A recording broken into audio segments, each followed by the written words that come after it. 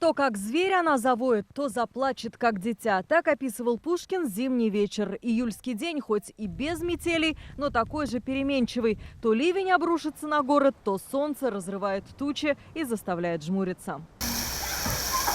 Июль удивляет жителей всей планеты. На западе изнывают от 50-градусной жары. В Сибири температура выше климатической нормы. Юг России утопает в ливнях. Москву накрыл атлантический циклон. Он дошел и до нас, но сильно ослабленный.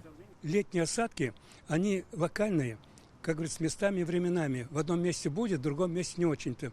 Но главный удар все равно стихии направлен не на нашу территорию. Он ушел на северо-восток, и там что-то может быть.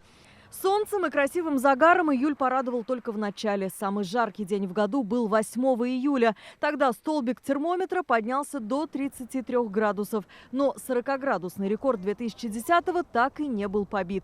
Третья декада июля, согласно прогнозу, будет на 1,5 градуса ниже климатической нормы. Никаких таких ливней, так сказать, сильных порывов ветров ожидать не следует. Хотя, вот то, что мы сегодня чувствуем, ветер усилился, и порывы доходят до 8 метров в секунду, вот по данным нашей метеостанции. Почему такое происходит? Потому что перепады давления. В этом году в июле выпало лишь 10 миллиметров осадков от положенных 70, говорят специалисты. Умеренная температура стала спасением для садоводов. Вот посмотрите, какой морковь выросла. Это ведь мы собираем только осенью, а сейчас в середине лета еще только. Марселя Незамединова после работы торопится в свой огород. На 6 сотках на открытом грунте зреют помидоры-гиганты, огурцы собирают ведрами. Уже можно убирать осенние сорта овощей. Мне кажется, такая вот погода для овощей даже лучше, чем жара. У нас свекла, которую мы осенью только собираем ближе, в августе. Морковь уже, которая осенней величины.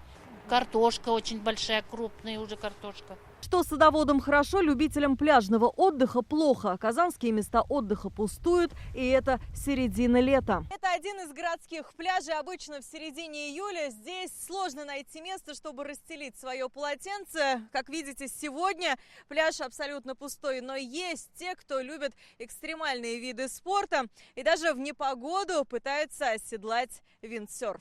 Оказалось, такая погода для виндсерферов на руку. В прошлом году жара была, я же сказал, в этом году жары нет, вроде бы все хорошо.